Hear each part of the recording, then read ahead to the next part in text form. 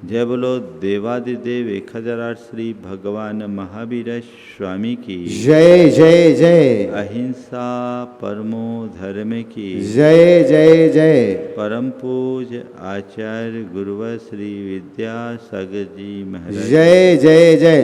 पूज्य मुनिवर श्री प्रमाण सागर जी महाराज की, पूज्य मुनिवर श्री संधान सागर जी महाराज की, समस्त मुनि संघ की।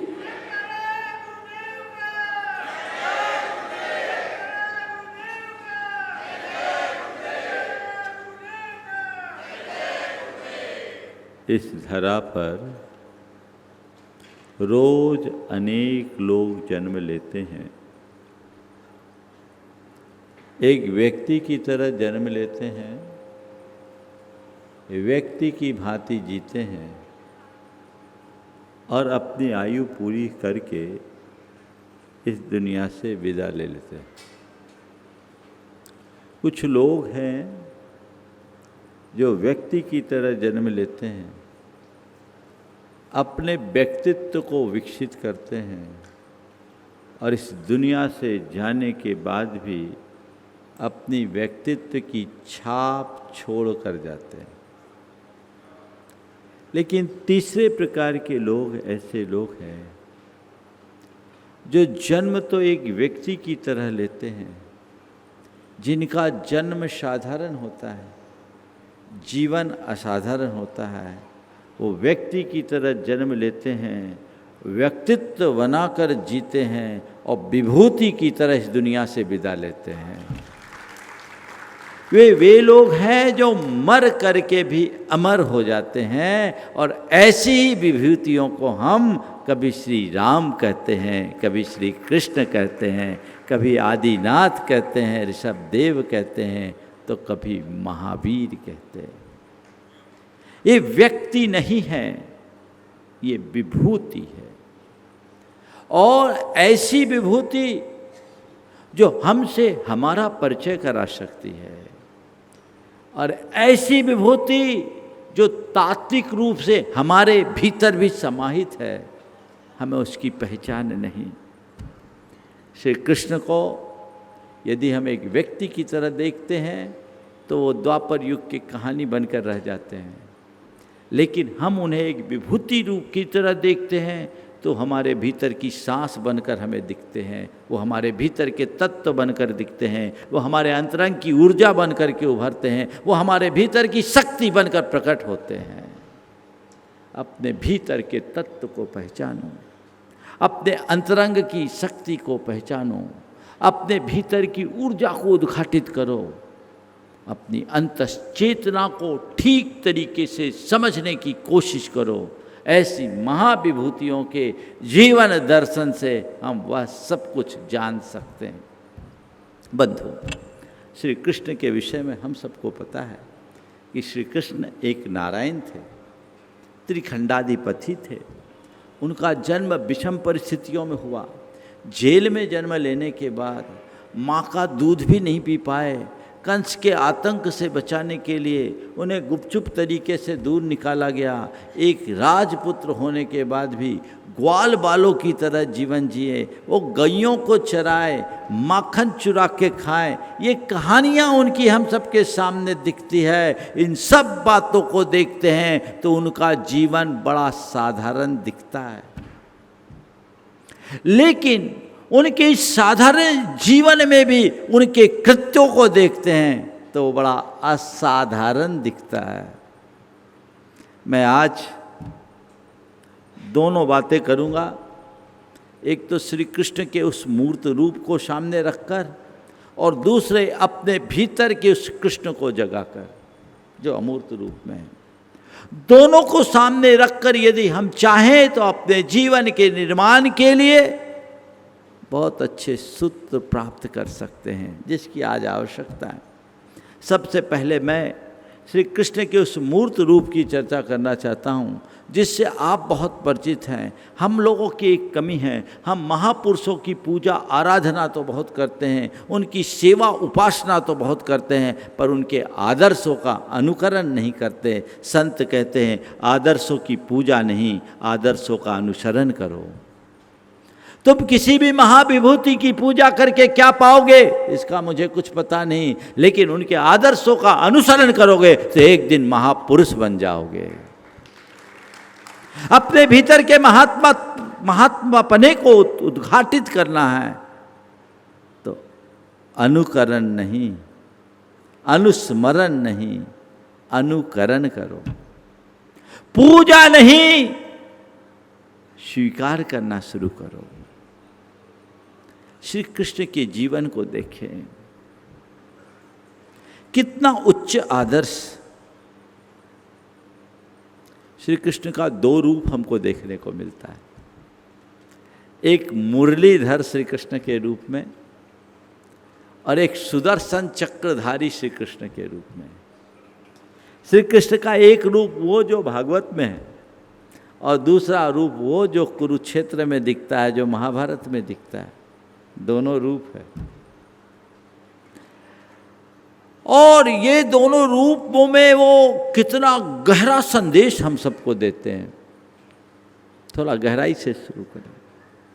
सबसे पहली बात, उनका जन्म विषम परिस्थितियों में हुआ। वो माँ का दूध भी नहीं पी पाए।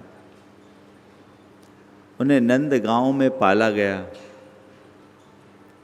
और एक राजपुत्र होकर के भी वे ग्वाल बालों की तरह जिए।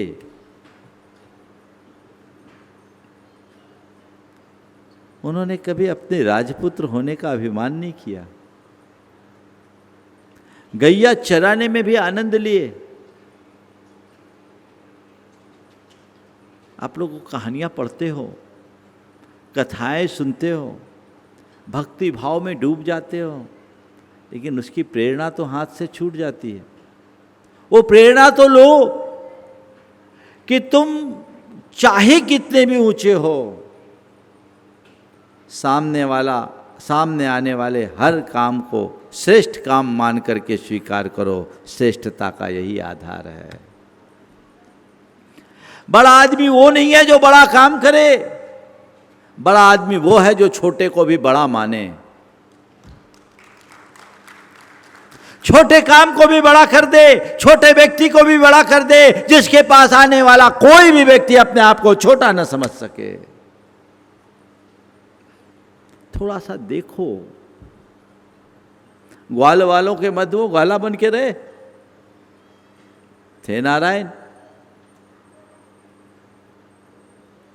महान आत्माओं की यही विशेषता होती है, जो सबको आत्मसात कर लेते हैं, सबको अपने समान बना लेते हैं, सबको अपने जैसा देखते हैं।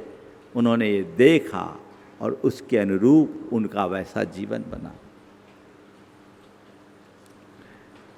श्री कृष्ण के जीवन की मुरली उनके प्रेम और माधुर्य के आदर्श को दर्शाता है। उनके अंदर कितना सहज प्रेम। मुरली उनने लिया। आप मुरलीधर की उपासना करते हो तो अपने जीवन में मुरली का आदर्श भी तो रखो। एक बार गोपियों ने श्री कृष्ण से शिकायत की कि हम लोग आपसे इतना प्रेम करते हैं, फिर भी आप हमें हर समय अपने साथ नहीं रखते। पर इस मुरली में ऐसा क्या है जिसे आप 24 घंटे अपने पास रखते हो, अपने ओठों से लगा के रखते हो और सिराने में रखते हो? आखिर इस मुरली में क्या है? श्री कृष्ण ने कहा कि इस मुरली की 3 ऐसी विशेषता है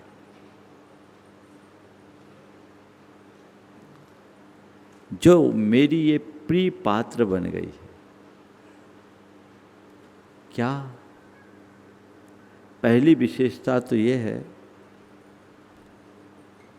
कि ये भीतर से खाली है, अपने अंदर कुछ रखा नहीं। दूसरी विशेषता, इसमें कोई गांठ नहीं है, कोई गांठ नहीं है। इसकी तीसरी विशेषता ये बिना बुलाए नहीं बोलती। और चौथी विशेषता, जब भी बोलती है मीठा बोलती है।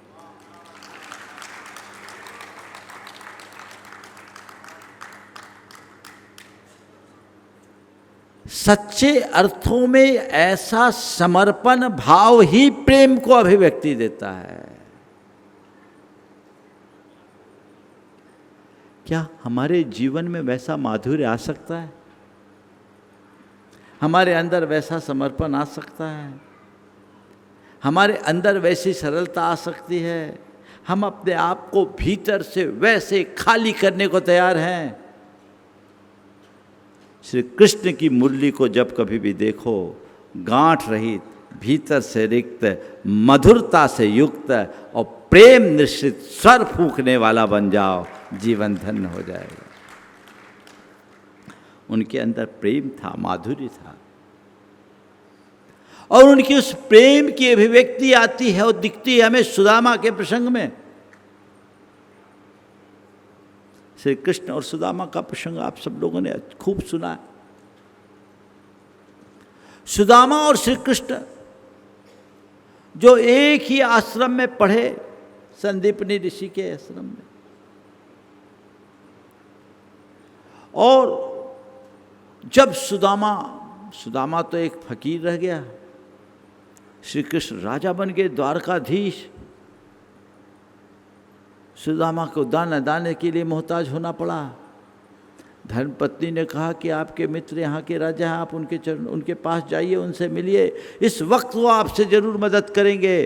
सुदामा ने सोचा, मदद करे या ना करे, मित्र से मिलने तो चलना चाहिए। कहानी आप सबको पता है।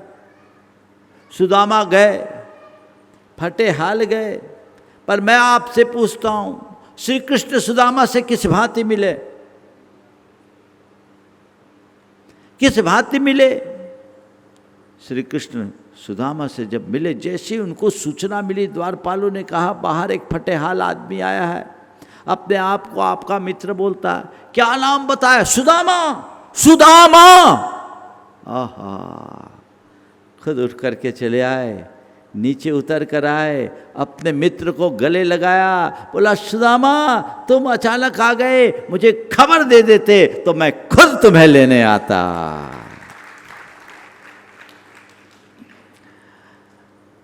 खूब अशुभ है। कहते हैं कि सुदामा को सिंहासन पर बिठाकर उनने उनके पांव धोए। उनकी सारी रानियां देखते रह गए कि आखिर इस साधारण से ब्राह्मण को इतना सम्मान क्यों? आखिर क्या है? लोगों की नजर में वो साधारण ब्राह्मण था, पर श्री कृष्ण के लिए तो उनका अनन्य सखा था, मित्र था, जो उनका प्रेमी था। वो सुदामा से एक फटेहाल व्यक्ति की भांति नहीं मिले, सुदामा को भी खुद राजा होकर एक राजा जैसा सम्मान दिया। कितना उच्च आदर्श है प्रेम और मधुरता का। आज मैं कृष्ण के उपासकों से पूछता हूं, तुम्हारा सगा भाई यदि इतना फटेहाल हो तो मिलना पसंद करोगे कि नहीं? शायद पहचानना भी पसंद ना करो, है ना? कहाँ है हम? बातें बड़ी और काम खोटा। ध्यान रखना, रिश्ते निभाने के लिए पद, प्रतिष्ठा, पैसा और बाहरी स्टेटस कभी आड़े नहीं आना चाहिए। रिश्ते तब निभते हैं जब भावनात्मक लगाव और आंतरिक प्रेम होता है। केवल उसे देखो। भावनात्मक लगाव और आंतरिक प्रेम से सभर होकर के जुड़ोगे तो तुम्हारे हर रिश्ते में माधुर्य झलकेगा। तो एक तरफ बांसुरी बताती है सबसे मधुर बनो, प्रेममय रहो, लेकिन दूसरी तरफ सुदर्शन चक्र है। सुदर्शन चक्र है, ये बताता है कि नीति और न्याय के साथ चलो।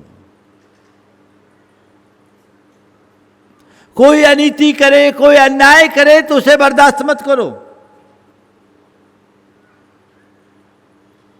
अनीति करना जितना पाप है, अनीति सहना भी उतना ही पाप है।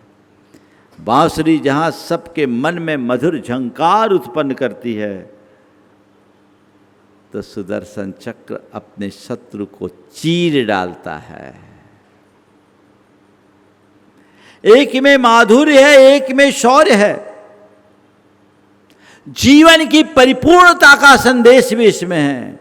औरों के प्रति मधुर बनो और अपने भीतर की दुर्बलता के प्रति कठोर बनो।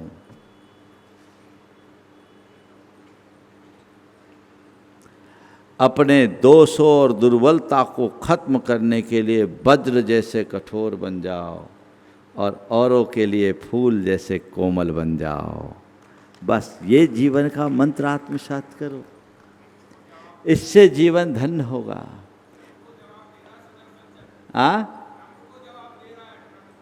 हाँ, जहाँ जरूरत है, ये कह रहे ट्रंप को जवाब दे रहा है अभी तो। हाँ, क्या बोला?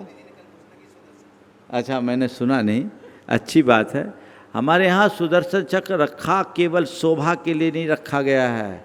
सुदर्शन चक्र बैरी का संहार करने के लिए रखा गया है, लेकिन तभी इसका उपयोग तभी करना जब बाकी सारे उपाय खत्म हो जाए। और जिनको सुदर्शन चक्र की ताकत का पता चल रहता है, वो कभी विचलित नहीं होते और कभी ऐसे लोगों से पंगा भी नहीं लेते। बात मैं श्री कृष्ण की कर रहा हूँ। नीति और न्याय का सुदर्शन चक्र वे हमेशा रखे, अनीति के आगे कभी नहीं झुके, अन्याय के आगे कभी नहीं झुके। और सुदर्शन चक्र तो उनके हाथ में बाद में आया। बचपन से देखो, चाहे कालिया नाग की बात हो, चाहे गोवर्धन पर्वत की बात हो, चाहे कंस के वध की बात हो, बाल्यकाल में ही वह सारा पौरुष उनने प्रकट कर दिया।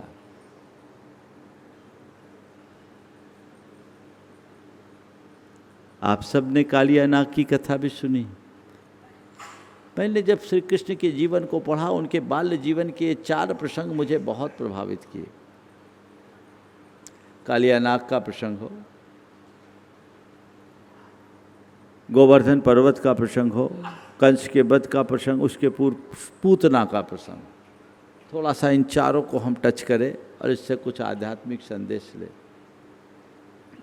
कालिया नाग के विषय में आप सबको पता है कि यमुना एक कालिया दह था, जिसका पूरा पानी काला हो गया था। और उसका कारण वहाँ एक नाग था जिसका नाम कालिया नाग था। उसके विष से पूरा पानी विषैला हो गया था। उसका विष इतना भयानक कि आसमान से उड़ता पक्षी भी गिरकर नष्ट भ्रष्ट हो जाता था। कालिया नाग इतना भयानक था। ग्वाल बाल नदी तट पर खेल रहे थे। खेलते खेलते उनकी गेंद कालिया दह में चले गई। अब कोई कुछ सोचे कुछ कहे उससे पहले ही श्री कृष्ण यमुना में छलांग लगा दिए। और कालिया को ये बड़ा नागवार गुजरा, ऐसा कौन है जो मेरे घर में घुसकर मुझे चुनौती दे रहा है।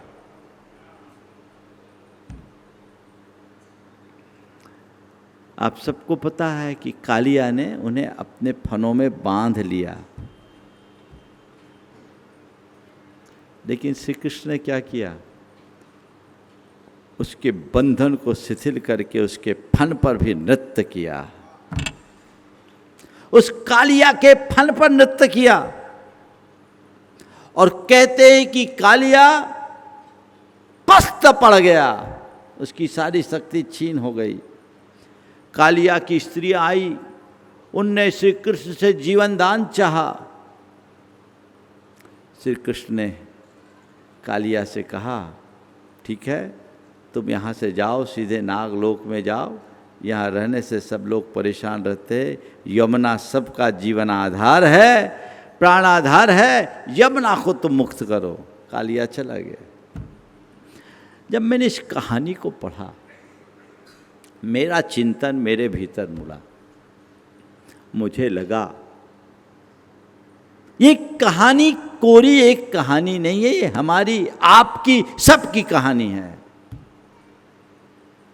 यमुना भी हमारे भीतर है, कालिया नाग भी हमारे भीतर है, और उससे मुक्त कराने वाले श्री कृष्ण भी हमारा ही रूप है। यमुना है क्या? यमुना है हमारा मन। यमुना है हमारा मन,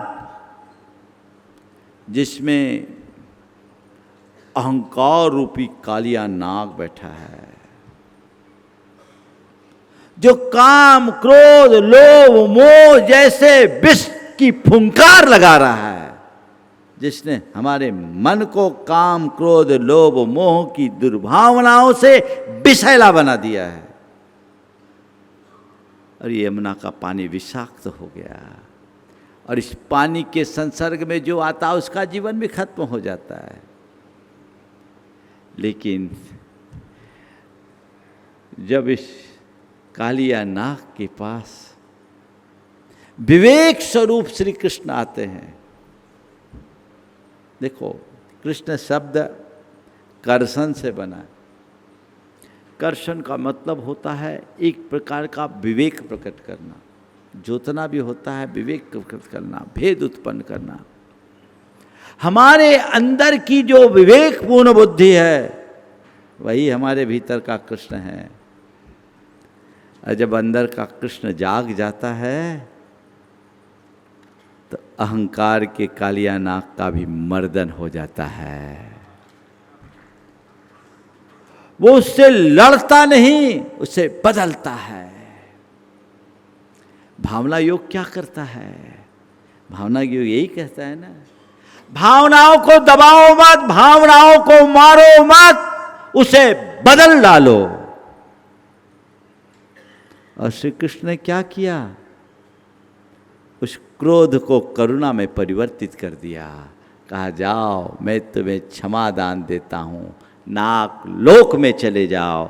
इसका मतलब कुल ये है अपनी भावनाओं को बदल देना, और भावनाओं को बदलते ही जीवन परिष्कृत हो जाता है, विष भी अमृत हो जाता है। वो विषैली यमुना पावन धारा बन जाती है, निर्मल बन जाती है। अपनी विचारधारा को बदलो, आध्यात्मिकता के साथ रहो।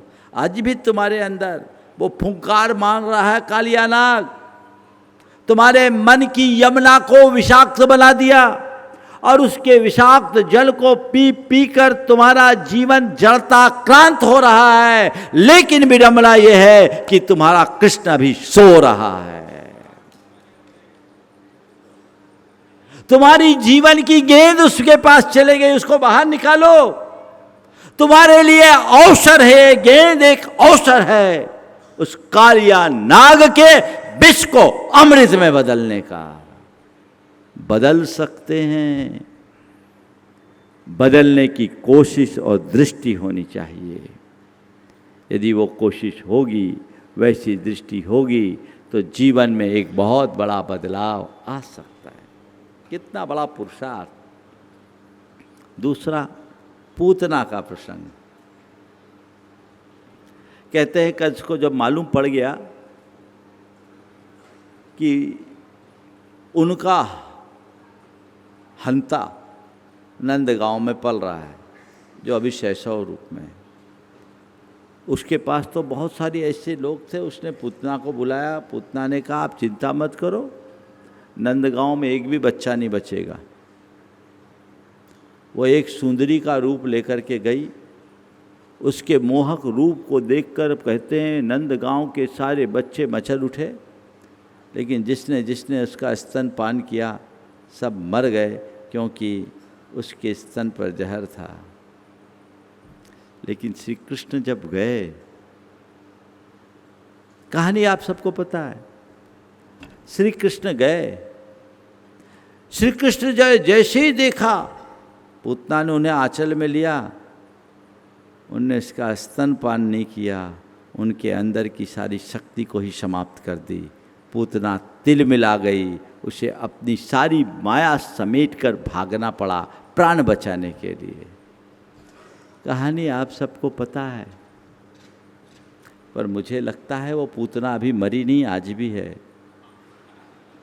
और वो अपना कर्म कर रही है और सब लोग उससे प्रभावित हो रहे हैं। ये क्या है? इस कहानी की आध्यात्मिकता को समझो और उस आदर्श को आत्मसात करने की कोशिश करो, जीवन निहार हो जाएगा।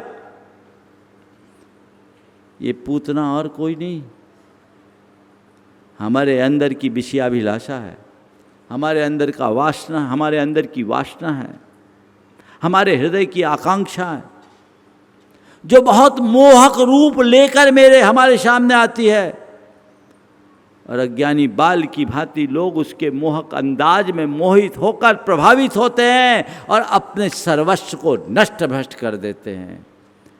लेकिन जब विवेकी कृष्ण की बात आती है तो इस बात को भली भांति जानते हैं कि एक बच्चे के लिए यदि शरण है तो केवल माँ के आंचल में है, और बच्चे के लिए आधार है तो केवल माँ का दूध है। दुनिया का और दूसरा आंचल आकर्षक और लुभावना हो सकता है पर सुरक्षित नहीं हो सकता। इतना विवेक उनको था, इसलिए वे पूतना के गोद में जाने के बाद भी पूतना का काम तमाम कर दिए, पूतना से बचे रहे। जिसके हृदय में विवेक जाग जाता है वो विषयों के मध्य रहते हुए भी उनसे विरक्त रहते हैं। अपने अंदर के विवेक को जगाओ जो तुम्हें पथ भ्रष्ट होने से बचा सकेगा। ये पूतना लील रही है।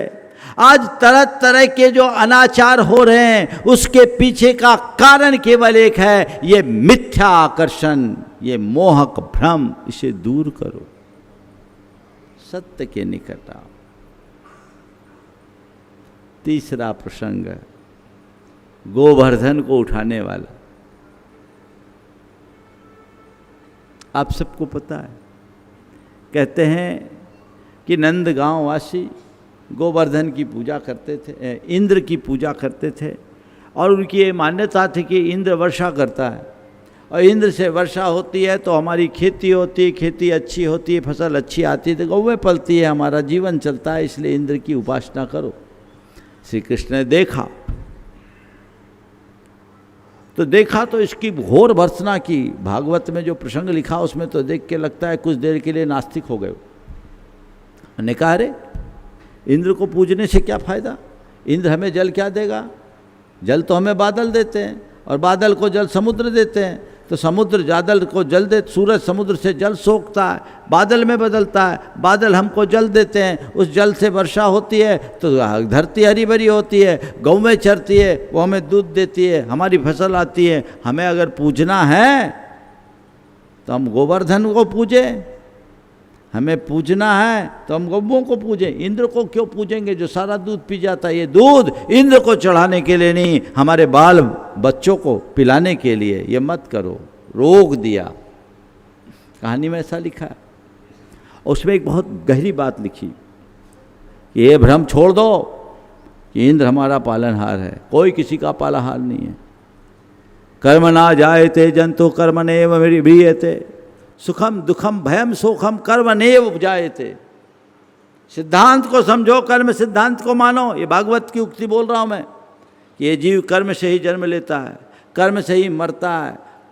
सुख दुख भयम शोकम, सुख दुख भय शोक जो कुछ भी है वो कर्म से ही उत्पन्न होता है। इसलिए किसी इंद्र को पूजने की जरूरत नहीं है। बंद करो इंद्र की पूजा। उनने ये सलाह दी, एक बाल ग्वाल ने सलाह दी, माना। महान व्यक्तियों की यही विशेषता होती है, उनकी सलाह नेक होती है और सब लोग उनकी सलाह को मानने के लिए बाध्य होते हैं, भले वो बाल ही क्यों ना हो। लेकिन इंद्र कुपित हो गया, उसने भयानक वर्षा करना शुरू की, तूफान आ गया।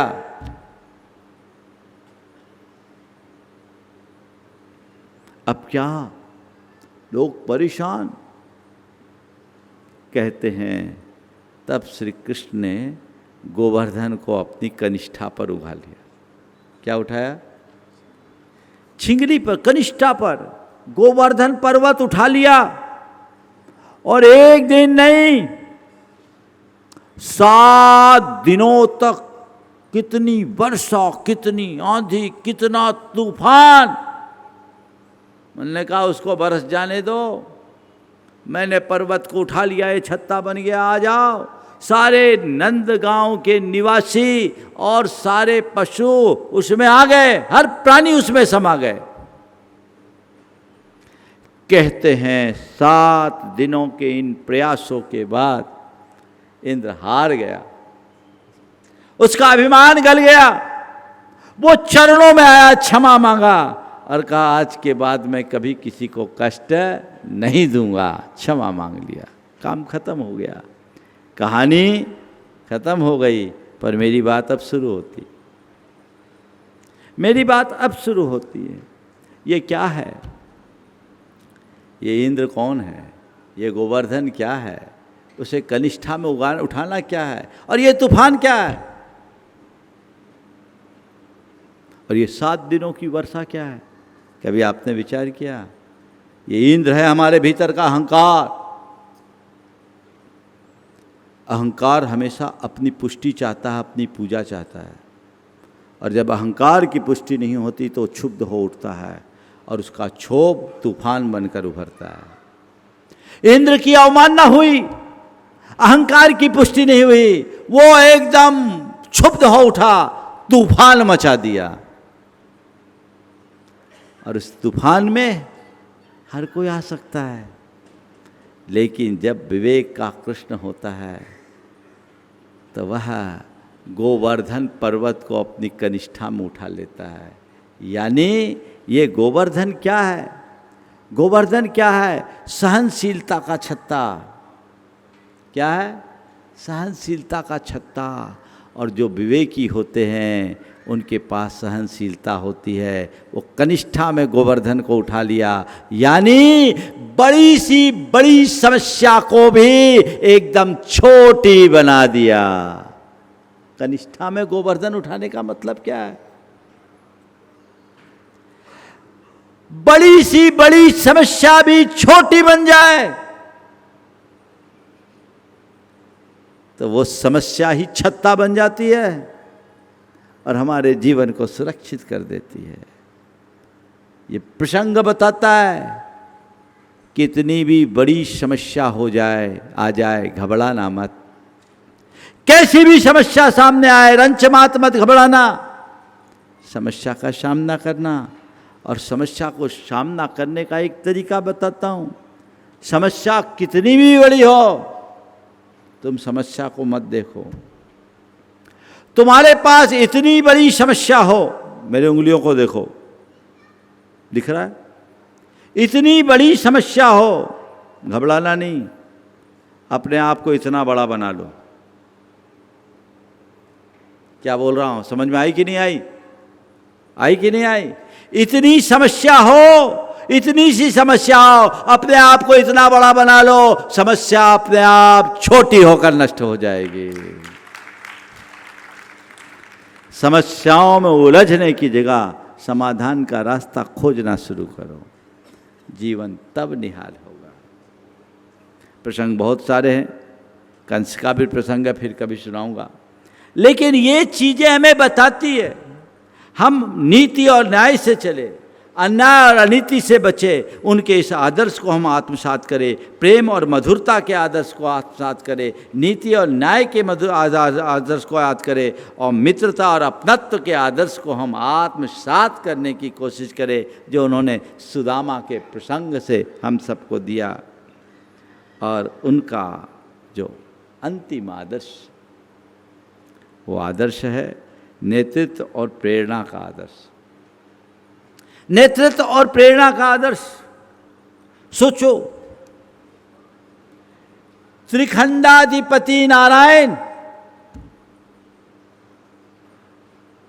जब कुरुक्षेत्र के मैदान में जाते हैं तो अर्जुन के सारथी बनकर जाते हैं। अटपटा सा लगता है? बोलो। हाँ, सारथी का मतलब क्या आधुनिक भाषा में? ड्राइवर।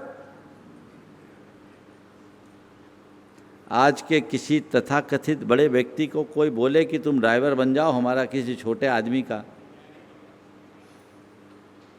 हाँ? लेकिन श्री कृष्ण का स्वयं का चुनाव था, वे सारथी बने, नेतृत्व किया। इसका मतलब समझते हो? बहुत गहन संदेश है। सफल नेतृत्व उसी का होता है जो पीछे रह करके भी आगे बढ़ा सके, वो सफल नेतृत्व है। किसी काम को छोटा ना समझे, टीम को जीत दिलाना ही नेतृत्व का सबसे बड़ा लक्षण है। और वो सारथी बन करके उनने क्या किया? अर्जुन को जगाया। भय, भ्रम और मोह में उलझे हुए अर्जुन को जगाया। जब अर्जुन ने अपने ही परिजनों को देखकर कहा कि न श्रेयो नुपश्यामि स्वजन हत्वा माधवम, हे माधव, मेरा तो हृदय कांप रहा है, मैं सब अपने लोग हैं, इनको देखकर इनको मारने में, इनसे युद्ध करने में मैं अपना कोई श्रेय नहीं देखता, मुझसे नहीं होगा, मुझे नहीं चाहिए साम्राज्य, मैं अपनों के ऊपर हिस्सा नहीं कर सकता। कहते पीछे जाके बैठ गया, रथ के पीछे। अर्जुन रथ के पीछे जाके बैठे। सब श्री कृष्ण ने अर्जुन को समझाया, अर्जुन तुम किसके पीछे देख रहे हो? तुम जिन्हें जीवित मान रहे हो सब मरे हुए हैं, जिनके अंदर नैतिकता नहीं, जिनके अंदर मर्यादा नहीं, वो जिंदा होकर के भी मुर्दे के समान है, तुम चिंता मत करो। उन्होंने अर्जुन को जगाते हुए संदेश दिया, कैब्रह्मास्म गमय पार्थ नैतत्तयुपद्यते क्षौद्रम हृदय दौर्बल्यम त्यक्त्वा उत्तिष्ठ परम तपः। हे परम तप, उठाओ, गांडी उठाओ, नपुंसकता छोड़ो, मर्दानगी को अपनाओ। तुम मर्द हो, नपुंसक नहीं। ये तुम्हारे लिए उचित नहीं है। गांडी और अस्त्र उठाओ और इनका संहार करो, क्योंकि इनको मारना भी जरूरी है। कुरुक्षेत्र के मैदान में ये संदेश गीता के रूप में उद्भूत हुआ। युद्ध के मैदान में। बंधुओं, इस संदेश में भी मुझे एक बड़ी गहरी आध्यात्मिक प्रेरणा मिलती है। गीता का जो अपना प्रसंग है और उसके जो पौराणिक संदर्भ है वो अपनी जगह है, पर मुझे एक आध्यात्मिक संदेश इसमें दिखाई पड़ता है और मुझे लगता है कि वो कुरुक्षेत्र का मैदान आज भी हमारे भीतर है। वो 18 दिन का महाभारत खत्म नहीं हुआ है, चल रहा है, चल रहा है। और इस महाभारत में वही सफल बन सकता है जिसका सारथी श्री कृष्ण जैसा हो। क्या है? इस शरीर को रथ कहा गया। आत्मा रथी है और मन उसका सारथी है। मन उसके घोड़े, समझ गया? अब इस घोड़े को चलाने वाला विवेक है तो सब ठीक है। जिसके जीवन रथ पर श्री कृष्ण जैसे विवेक की डोर, जीवन रथ का सारथी श्री कृष्ण बन जाएगा, उसके जीवन में कभी कभी किसी प्रकार का नुकसान नहीं होगा। उनने जगाया, अर्जुन को कहा युद्ध लड़ो, इनको मारो, पर वो केवल बाहर के लोगों को मारने की बात नहीं थी, भीतर के लोगों को मारने की बात थी। असली शत्रु भीतर है। दूसरों को जीतने वाला वीर हो सकता है, अपने आप को जीतने वाला ही महावीर होता है। कई बार लोग कहते हैं महाराज जी श्री कृष्ण के गीता के संदेश में और भगवान महावीर के अहिंसा के संदेश में अंतर दिखता है। हमने कहा बिल्कुल अंतर नहीं, अंतर समझ का है, अंतर समझ का है। जो बात श्री कृष्ण कहते हैं वही बात भगवान महावीर ने कहा है, दोनों की बातों में कोई अंतर नहीं। बोले क्या बोल रहे हैं महाराज? बोले हाँ बिल्कुल सही बोल रहे हैं। मैं आपसे कहता हूँ श्री कृष्ण ने जिस युद्ध की बात की वो केवल बाहर की युद्ध की बात नहीं, हो वृत्ति की युद्ध की बात की है, भीतर की युद्ध की बात की है। श्री कृष्ण कहते हैं युद्धस्व, लड़ो। किससे? अपने दोषों, दुर्बलताओं और दुर्गुणों से लड़ो। और यही बात भगवान महावीर कहते हैं, अरिहंत बनो, यानी अपने अरियों का हनन करो। अरि कौन है? शत्रु। कौन से शत्रु? भीतर के शत्रु। अपने अंदर के काम, क्रोध, लोभ, मोह का हनन करो। बोलो दोनों में क्या अंतर है अंतर? भीतर के अभिप्राय को पहचानो, उस भीतरी युद्ध को जीतो। वो जो जीतता है वही आगे बढ़ पाता है। श्री कृष्ण का ये आदर्श बताता है, कभी प्रमादी मत बनो, उद्यमी बनो। अपने दोषों और दुर्बलताओं को दूर करने के लिए संकल्पित हो जाओ। और ये तभी संभव होगा जब अपने भीतर के कृष्ण को जगाओगे, यानी अपने विवेक को, अपनी प्रज्ञा को उद्घाटित करके चलोगे, जीवन सफलीभूत होगा। और उसे भूल जाओगे, जीवन में कभी सफल नहीं हो सकते। इसलिए उस नेतृत्व के आदर्श को लो।